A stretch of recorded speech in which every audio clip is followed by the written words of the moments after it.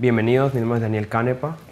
El día de hoy quiero hablar de un tema que se titula ¿qué es o qué son armas forjadas? ¿Qué es un arma forjada? Esto primeramente lo vemos en un verso muy popular que se usa mucho en la oración de intercesión para interceder por los santos, para protegerse uno mismo, y está en Isaías 54. Así que vamos a Isaías 54, empezando el verso, está en el verso 17. Dice: ningún arma forjada contra ti prosperará, y condenarás toda lengua que se levanta contra ti en juicio. Entonces, la pregunta es, ¿qué es una arma forjada? Tenemos muchas opiniones, pero hay solamente una verdad, y queremos saber qué es un arma forjada para mejor defendernos del enemigo, para entender cómo él nos está atacando, para contraatacar con entendimiento en las oraciones. Esa es la razón de esta enseñanza. Así que vamos a empezar. Un arma forjada pues está ahí mismo, está en la misma escritura, en el mismo verso. Dice: ninguna arma forjada contra ti prosperará. Entonces la próxima parte dice: y condenarás toda lengua que se levante contra ti en juicio. Esa es la respuesta. Una arma forjada es una lengua que se levanta contra ti en juicio. O sea, la misma palabra de Dios interpreta la palabra, ahí mismo, en esa misma oración.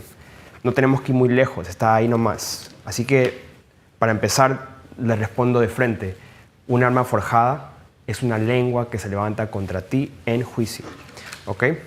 Ahora, la pregunta sería entonces, ¿lengua de quién? ¿Quién está acusándote a ti día y noche?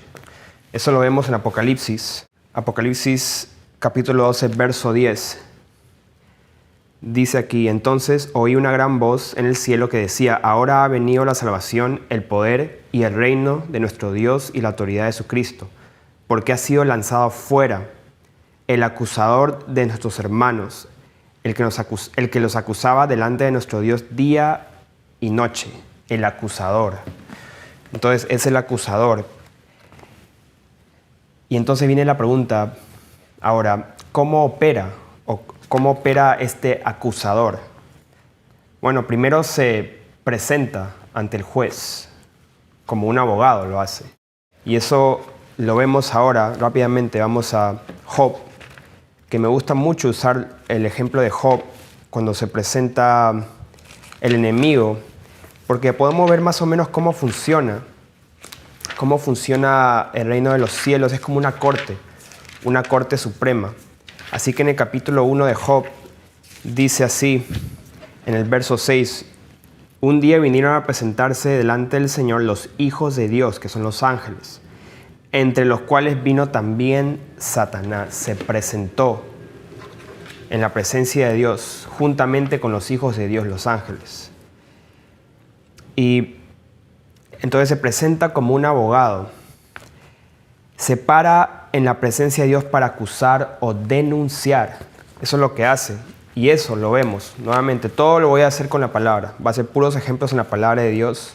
Él viene para denunciar, para acusar. Vamos ahora a Zacarías. Zacarías, uno de los últimos libros en el Antiguo Testamento. Zacarías capítulo 3, verso 1.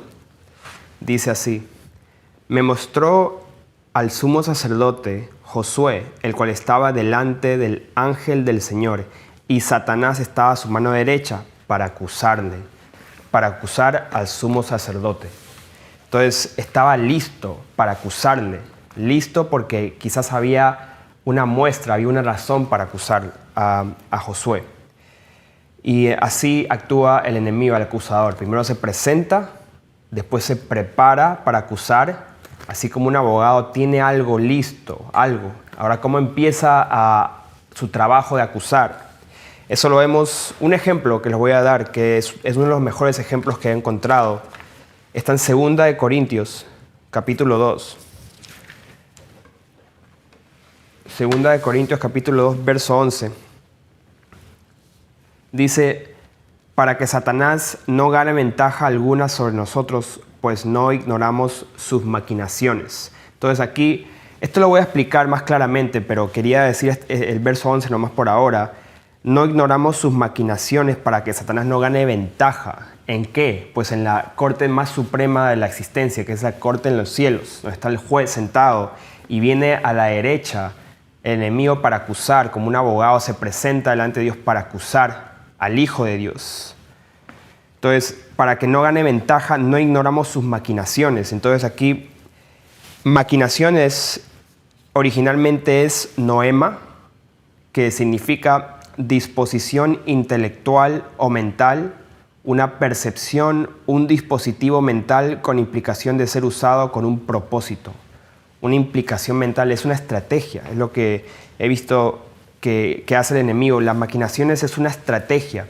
O sea, un abogado, cuando se presenta ante el juez y ve las evidencias, ve sus chances de ganar, el porcentaje que tiene para ganar o perder y va maquinando una estrategia. La maquinación es una disposición mental que lo va a usar con propósito para acusar.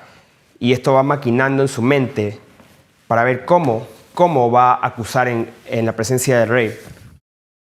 ¿Qué es la maquinación en este caso? En este caso que estamos leyendo. Esto lo vamos a leer aquí más arribita del 5 a 7, que Pablo está hablando a la iglesia en Corinto y dice: pero si alguno me ha causado tristeza, no me la ha causado solo a mí, sino en cierto modo, por no exagerar, a todos vosotros. Le basta a tal persona esta reprensión hecha por muchos. Una reprensión, una exhortación en la iglesia, alguien que hizo algo indebido, están reprendiendo muchos, o sea, la iglesia. Así que al contrario, vosotros más bien debéis perdonarle y consolarle para que no sea consumido de demasiada tristeza. Entonces,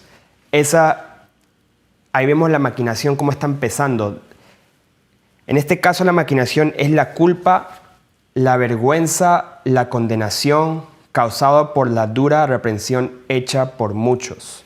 Entonces, en este caso, ¿qué produce esta maquinación? Porque es una estrategia que el enemigo ha causado en una congregación con una dura reprensión, que un hermano, una hermana se entristece.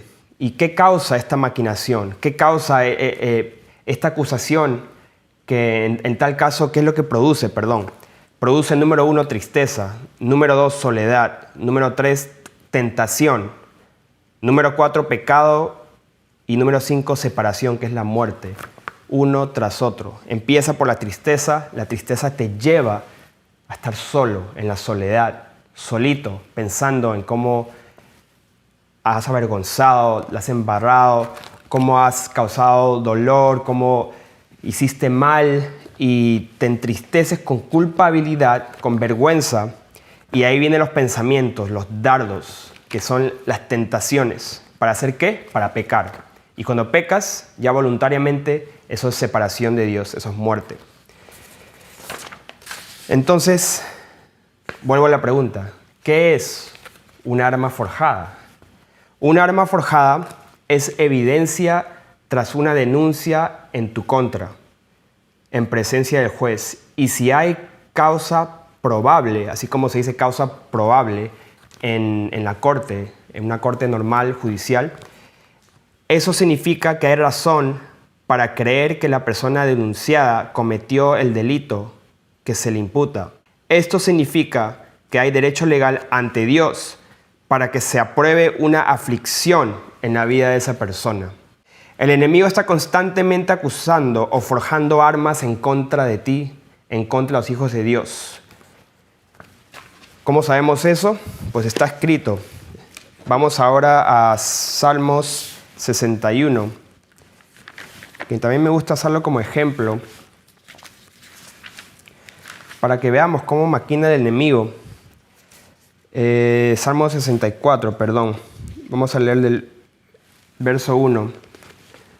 Salmo 64, verso 1. Escucha, oh Dios, la voz de mi queja. Guarda mi vida del temor del enemigo. Escóndeme del consejo secreto de los malignos, de la conspiración de los que hacen iniquidad, que afilan como espada su lengua, lanzan cual saeta suya, una saeta, una arma, palabra amarga. O sea, la lanza que usan, el arma que usan, ¿qué es? Palabra amarga, para asatear a escondidas al íntegro. De repente lo asatean y no temen. Obstinados en su inicuo designio, tratan de esconder los lazos y dicen, ¿quién los ha de ver? Inquieren iniquidades, hacen una investigación exacta. Entonces, ahí está la maquinación, una investigación, una maquinación, una estrategia. Ven cómo van a atacar a ese hermano, a esa hermana, a esa persona que está llegando, el Dios está llamando. Cómo atacar, qué estrategia usar. Hacen una investigación exacta y el íntimo pensamiento de cada uno de ellos, así como su corazón, es profundo. Es profundo el pensamiento del enemigo de cómo tumbarnos, cómo hacernos caer. Un segundo ejemplo está en Salmos 10, 119. 119, verso 69. Contra mí forjaron mentira los soberbios, mas yo guardé de todo corazón tus mandamientos. Lo quería decir también esa parte, me gusta ese verso. Contra mí forjaron. ¿Qué forjaron? Mentira los soberbios. Entonces, estamos entendiendo que el enemigo se presenta, el enemigo es como un abogado listo para acusar y arma una estrategia en contra de ti. Y el arma forjada es la acusación contra de ti, es la evidencia. Es la evidencia que se puede usar así como en una corte, un abogado trae una evidencia, quizás algo que se usó en la escena de crimen, una huella digital, una evidencia, es algo que tiene para decir, mira lo que hizo, aquí está la prueba, aquí está la evidencia, es una acusación. Es lo que el enemigo tiene en tu contra, es algo que se ha diseñado, se ha fabricado, se ha formado, se ha forjado, se ha moldeado para acusarte. Y la forma que el enemigo habla, que la estrategia, la táctica que usa para acusarte es la maquinación, es todo lo que hace, todo lo que mueve alrededor para acusarte, pero esa evidencia en sí es la arma, es la esencia. Entonces la pregunta sería, ¿cómo se destruye el arma forjada? Eso también lo vamos a ver aquí en 2 Corintios, en el mismo pasaje que estamos leyendo. 2 Corintios, capítulo 2. Ok, vamos ahora al versículo 7, siguiendo lo que estábamos leyendo. Así que al contrario, vosotros más bien debéis perdonarle y consolarle, para que no sea consumido con demasiada tristeza. Así que la estrategia del enemigo es causar tristeza, una tristeza, por lo cual os ruego que confirméis el amor para con él. Porque también para este fin os escribí, para tener la prueba de si vosotros sois obedientes en todo. Y al que vosotros perdonáis, yo también, porque también yo lo que he perdonado, si algo he perdonado, por vosotros lo he hecho en presencia de Cristo. Entonces, aquí lo que está pasando es que hay una arma forjada, hay una acusación, hay una evidencia que está maquinando tristeza, soledad, lleva a la tentación, lleva al apartarse, lleva a una culpabilidad muy grande. Entonces, Pablo, viendo que esto está pasando en Corinto, entonces lo que hace es que le dice a la iglesia que está bien que lo reprendan si ha hecho algo malo, pero tengan cuidado, porque al hacerlo el enemigo empieza a maquinar cosas en la mente de esa persona y hay acusaciones delante de Dios. Entonces, si no se hace algo, pues esas armas van a ser usadas después para causar aflicción a esa persona. Entonces lo que se tiene que hacer, una forma de destruir el arma forjada. Y aquí tengo una arma que por cierto lo usé para hacer la foto que tenemos en el canal. Es una espada. Ahora, la forma de destruirla, en este caso, sería más bien quitarla. Se tiene que quitar el arma del enemigo. Esa evidencia, eso que se usa en contra de ti, tienes que quitárselo. ¿Ok? Así que se lo quitas al enemigo. ¿Cómo Entonces, ¿qué sucede espiritualmente si se quita un arma forjada? ¿Cómo sucede esto? ¿Cómo funciona? Quitando un arma forjada, ¿cómo es eso? Bueno, vamos a Isaías 54 nuevamente. Isaías 54, donde empezamos. Ya leímos en el verso 17, ninguna arma forjada contra ti prosperará y condenarás toda lengua que se levante contra ti en juicio. Pero aquí viene la segunda parte. Esta es la herencia de los siervos del Señor y su salvación de mí vendrá, dijo el Señor. Entonces, vamos a ver de qué herencia está hablando el Señor, de qué herencia habla la palabra de Dios. Vamos ahora a Hebreos para ver la herencia que se menciona acá. Hebreos capítulo 1, verso 7 dice, ciertamente de los ángeles dice, el que hace a sus ángeles espíritus y sus ministros llama de fuego. Verso 14, no son todos espíritus ministradores enviados para servicio a favor de los que serán herederos de la salvación. Ahí está, herederos, está hablando la palabra. Entonces, herederos de salvación, herederos que están los ángeles ministrados a nuestro servicio. ¿Cómo es eso? ¿Qué sucede espiritualmente? Es la pregunta. Espiritualmente no sé qué está sucediendo. Si se le quita un arma forjada, ¿cómo se hace? ¿Qué sucede? Pues aquí dice la palabra que somos herederos, de que los ángeles nos ayuden en la batalla espiritual, cuando hay acusaciones, cuando hay lanzas, espadas, armas forjadas en contra de nosotros. Entonces, vamos a ver qué sucede aquí cuando hay un ángel de Dios que Dios está a favor de ti y sus ángeles están a tu servicio. Eso lo vamos a ver nuevamente en Zacarías, donde estábamos leyendo anteriormente. Zacarías, capítulo 3. Ok, ahora vamos a leer todo el contexto acá. Ok, empezando capítulo 3, verso 1. Me mostró el sumo sacerdote Josué, el cual estaba delante del ángel del Señor. ¿Quién estaba? El ángel del Señor. Y Satanás estaba a su mano derecha para acusarle. ¿Acusarle a quién? Al sumo sacerdote. Y dijo el Señor a Satanás, el Señor te reprenda, oh Satanás. El Señor que ha escogido a Jerusalén te reprenda. ¿No es este un tizón arrebatado del incendio? El tizón es como una leña, una raíz. Y Josué estaba vestido de vestiduras viles y estaba delante del ángel, de este mismo ángel del Señor, que le dijo a Satanás que Dios te reprenda. Pero ¿por qué estaba listo para acusar al sumo sacerdote? Bueno, porque tenía algo en su contra, una evidencia, una acusación. Ahí lo dice, el arma forjada, y lo dice de esta manera, que tenía vestiduras viles, había evidencia, estaba manchado y estaba delante del ángel. Verso 4, y habló el ángel y mandó a los que estaban delante de él diciendo, quitadle estas vestiduras viles, y a él le dijo, mirad que he quitado de ti tu pecado y te he hecho vestir de ropas de gala. Después dijo, pongan mitra limpia sobre su cabeza, y pusieron una mitra limpia sobre su cabeza y le vistieron las ropas, y el ángel del Señor estaba en pie. Entonces aquí el Señor le perdona, lo revisten con vestiduras limpias. ¿Y qué pasa entonces? Bueno, ya no tienen las vestiduras sucias, ya no hay una arma forjada. Es un ejemplo aquí muy, muy bueno de lo que estamos hablando, de lo que pasa espiritualmente cuando el Señor está de tu lado y tus ángeles están al servicio de los herederos, de los santos. Ahora, algo parecido lo hemos visto ya en Judas. Vamos ahora a Judas, que también dice lo mismo. No habla muy detalladamente de por qué Judas eligió decir esto, pero igual lo dice. Y es importante también verlo.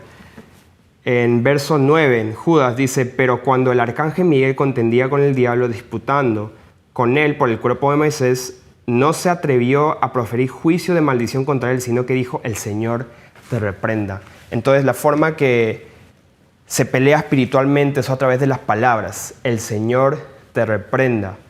Y si hay vestiduras viles, si hay evidencia de algo que ha estado mal, pues hay una arma. Y el enemigo maquina formas de que esto sea usado en contra de ti, en contra de ustedes, en contra del hermano que está triste, acusando día y noche. Entonces vamos ahora a continuar aquí. Y entonces, ¿cómo es esto? ¿Cómo funciona? ¿Cómo los ángeles están al servicio? ¿Cómo se despoja al enemigo? Pues el Señor ya lo hizo. Jesús ya despojó al enemigo quitándole sus armas. ¿Por qué? Porque sus armas son mentirosas.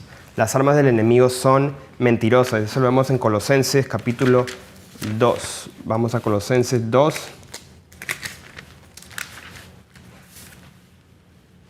Versículo 14. Anulando el acta de los decretos que había contra nosotros, que nos era contraria, quitándola de en medio y clavándola en la cruz, y despojando, aquí viene, y despojando a los principados y las potestades, los exhibió públicamente, triunfando sobre ellos en la cruz. El Señor Jesús ya despojó al enemigo cuando el acta, o sea, la ley, los decretos de la ley que estaba en contra del pueblo de Dios, Él, al morir en la cruz, Él anuló esa acta, esa evidencia, quitó, despojó, dice, despojó a los principados y potestades. Él lo hizo por nosotros. Ahora vamos a Isaías capítulo 54 nuevamente. Quería mencionar algo más que es muy importante, porque la gente piensa que pues Jesús pelea con Satanás y están así peleando como izquierda, derecha, el bien y el mal, peleando. Pues algo tienen que entender, que es muy importante. Versículo 16 de capítulo 54. He aquí que yo hice al herrero que sopla las ascuas en el fuego y que saca la herramienta para su obra, y yo he creado al destruidor para destruir. El Señor está en control. Él permite la aflicción si le damos paso al acusador. Él permite que suceda. Pero como Él fue perfecto con el camino en la tierra y no pecó, entonces Él despojó al enemigo y ese derecho, esa evidencia, o lo que se puede decir, esa acusación, esa maquinación, cualquier cosa que le estaban acusando al Señor, los fariseos, los escribas y todas las personas que lo acusaban con mentira. Entonces Él los despojó. Pero Dios, Él ha creado al destruidor. Él lo hace para disciplinar a sus hijos. Entonces lo que tenemos que hacer siempre, y aquí viene, tenemos que entender que estamos en una corte suprema, en nuestras vidas es una prueba. Y cuando entendamos eso, cuando viene una prueba, cuando viene una acusación, cuando alguien está mal en la congregación o es acusado por sus hermanos, tienen que entender cómo el enemigo maquina y hace estrategias para que uno sea acusado demasiado y se aparte, para que uno no entienda cómo luchar por su familia, cómo orar. Y quiero explicarle aquí la terminología en una corte suprema que es la más alta, que está en los cielos. Primeramente, una arma forjada, ¿qué es? Es una acusación o una denuncia con evidencia, ¿ok? Es algo que el enemigo tiene en contra de ti, algo que tiene, que lo puede usar en contra de ti. Maquinación. La maquinación es una táctica secreta que el enemigo usa para acusarte. Es la forma que te acusa, es la táctica, la estrategia que usa para acusarte. Así como un abogado usa la estrategia, que seguro así como los jugadores de fútbol, baloncesto, tienen los nombres de tácticas que usan, igualito, el enemigo tiene tácticas para acusar, para usar esa arma en tu contra. Derecho legal. El derecho legal es una causa probable ante el juez. Aflicción. Aflicción es sentencia de un delito o transgresión. Ya es una sentencia, ya uno que se halla culpable. La aflicción es una sentencia. ¿Ok? Ahora, quitar el arma forjada es despojando y anulando el acta de los decretos que había contra nosotros, quitándole esa acta, quitándole ese derecho, quitándole esa acusación, quitándole eso que tenía para usarlo en contra. ¡Pum! Desaparece. Es esto que tiene. Es como que lo usa. Mira, juez, lo que esta persona ha hecho. Mira, y entonces de la nada se le quita. Se le quita y ya no lo tiene más. Entonces, si no tiene, no puede usarlo en tu contra. ¿Entiendes? Ya no lo puede usar. Entonces, si ves que el enemigo está maquinando acusaciones y adquiriendo derecho legal en tu contra, debes de desarmarlo quitándole esa arma forjada. Quería dar un ejemplo aquí de una forma de hacerlo. Hay muchos ejemplos que puedo dar. Y sé que esto es difícil, pero es muy importante. Ahora, vamos a Mateo 5. Aquí está un ejemplo de cómo se hace, cómo se desarma el enemigo.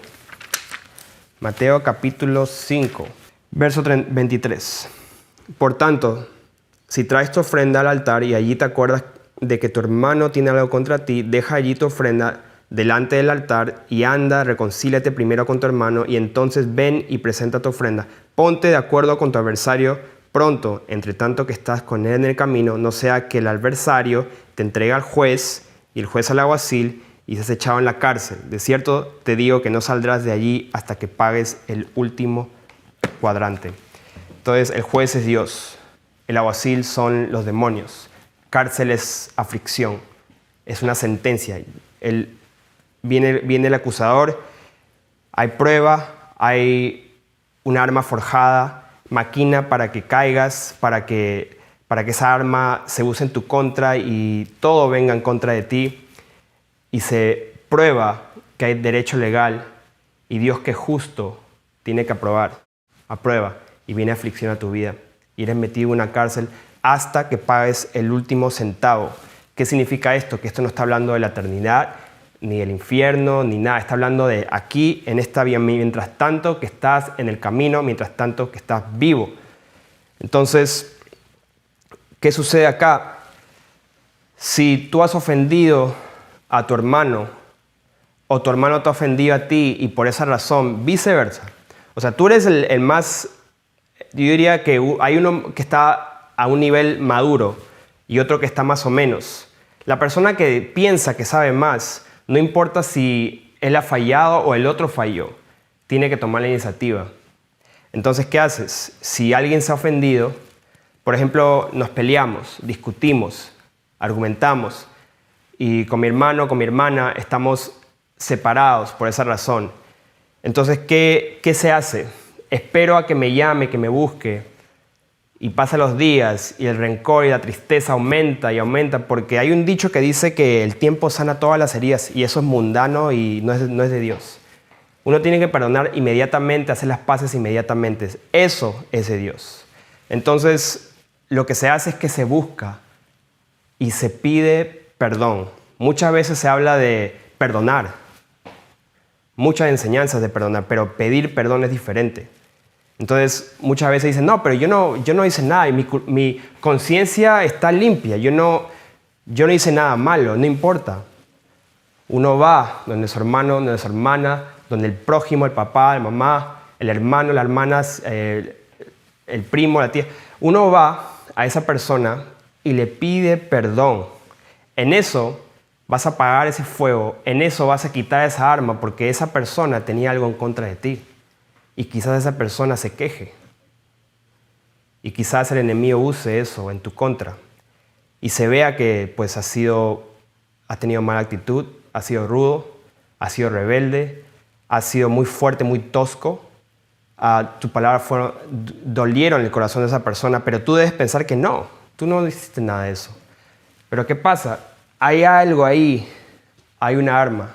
Puede ser uno más pequeño, puede ser uno de plástico, de cartón, pero hay algo ahí. Entonces lo que haces es cuando tú vas y pides perdón, aunque crees que estás bien, lo que haces es que vas al enemigo en la Corte Suprema, aquí está el enemigo, tú vas y dices, levantas la mano, te paras en la Corte Suprema y dices, hermano, perdóname. Perdóname, yo te ofendí. Entonces, yo te ofendí, yo reconozco, te humillas. El que se cree maduro tiene que hacerlo, ¿ok? Y lo que haces haciendo eso es que agarras el arma y se lo quitas y ya no está, ya. Ese es cumplir la ley del Señor, de ir 2 millas. Si alguien te pide, vas 2 millas, entonces tú das de ti, das más de lo que se te espera. Entonces, esto se puede aplicar no solamente al perdón, se puede aplicar a muchas cosas. Por ejemplo, si hay una persona en la familia que es inconverso, un ejemplo que les doy, voy a ir pensando en qué ejemplos les puedo dar porque hay bastantes. Entonces, esa persona inconversa, muchas veces he escuchado esto, que se enoja porque dice que su familia ahora es religiosa porque ha nacido de nuevo, vive en santidad, no quiere pecar. Entonces lo ve religioso, no, que solamente hablan de Dios, que solamente Jesús, esto y el otro. Entonces tiene algo en contra de ti. ¿Y cómo se quita eso para que esa persona pueda, ustedes están orando por ese hermano, esa hermana, esa mamá, ese papá, ese hijo, hija, están orando para que ellos también entren en la promesa? Entonces, ¿cómo hacen? Pues primero tienen que mostrar amor y tienen que quitar todas las posibilidades de armas en contra de ustedes, acusaciones, porque la acusación también puede venir del adversario del acusador del diablo, pero acuérdense que el adversario también usa vasijas también. Cualquiera puede ser usado por el enemigo para hacer tropezar a su hermano. O sea, las personas son usadas también para acusar. ¿Ok? Entonces esta persona dice, no, tú eres un religioso, le dice a su esposo, a su esposa, eres un religioso. ¿Por qué dice eso? Porque quizás a las 3, a la hora nona, se ponen a orar, o a las 7, a las 8, dicen, no, ahorita no puedo comer contigo, ahorita no puedo hablar, tengo que ir a orar, porque son las 7, son las 3, yo tengo que ir a orar. Y esa persona se queda como que, ok, y se acostumbran a eso, y como tienen una rutina, dicen, no, ustedes son religiosos, tienen una secta, porque a tal hora siempre esto y el otro. Y acuérdate que Dios nos hizo libres, nos ha hecho libres. Entonces, tenemos que a veces hacernos débiles a los débiles, judíos a los judíos. ¿Para qué? Para ganar algunos. Sabiendo que estamos bien, podemos orar. Mira, si no es a las 3 hoy día, quizás es a las 12. Si no es a las 12, quizás es a las 9 de la noche. Entonces, somos libres. Y dicen, no, tú oras siempre a las 3 y a esa hora necesito ayuda con los niños, esto y el otro. Bueno, ¿esa es tu acusación? Ok, no voy a orar a las 3, me voy a reunir a otra hora. ¿A qué hora puede ser? ¿A las 7 estás ocupada, ocupado? Sí, a esa hora sí ocupado. Ok, a las 9. No, a esa hora estoy libre, ahí sería bueno, ya los niños ya están conmigo y puedes ir a orar a esa hora. Ok, le quitas la arma. Se acabó. Entonces tú vas la extra milla. Cualquier acusación la estás quitando las acusaciones al enemigo y a esa persona que está hablando en contra de ti, porque el enemigo usa a las personas. Tenemos que ser irreprensibles. Estamos caminando en esta vida, no somos perfectos, pero estamos yendo hacia la perfección, que es Cristo Jesús, para ser como Él, para andar como Él anduvo. Entonces quitamos en el camino las armas forjadas al enemigo. Aquí falta perdonar, vete y pide perdón. Alguien está ofendido, vete y pide perdón. Esta persona tiene algo en contra de ti, dice que tú haces esto o lo otro, reconcilia, arregla el asunto, quítale esa acusación del enemigo. Entonces, acuérdense, nuevamente para concluir, la terminología arma forjada es la acusación, es la evidencia. La maquinación es lo que el enemigo usa para enredar en el asunto. El derecho legal es ya la causa probable ante el juez. Ya hay un derecho, ya hay la evidencia suficiente para condenar, para sentenciar, para cargar. Y ahí viene la sentencia, que es la aflicción a tu vida. Puede ser enfermedad, problemas, lo que sea. Y quitar el arma es despojando al enemigo. Entonces, queridos hermanos, pueblo del Dios Altísimo, debemos de acostumbrarnos a ser irreprensibles, a quitarle toda posibilidad al enemigo de una arma forjada que tiene. Entonces, vayan preguntándole al Señor, Señor, Yo deseo quitarle las armas al enemigo, deseo que sean destruidas. Y uno va luchando y espiritualmente, cuando uno lucha espiritualmente, va cancelando maldiciones, cosas que hablan en contra de ti. Eso es espiritualmente y deben de hacerlo. Deben de apagar los dardos del enemigo, los dardos de fuego, apagarlos. Deben de cancelar maldiciones, brujería, cosas que hablan en contra de ti. Pero hay ciertas cosas que ustedes tienen que actuar, pensar. Usen la sabiduría, el entendimiento que Dios le ha dado para actuar, para ir con el hermano y en eso apagar fuego, quitarle el arma.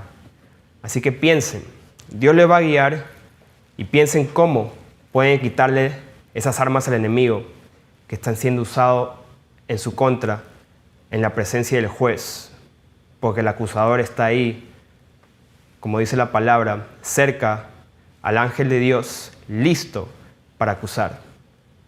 Sean bendecidos.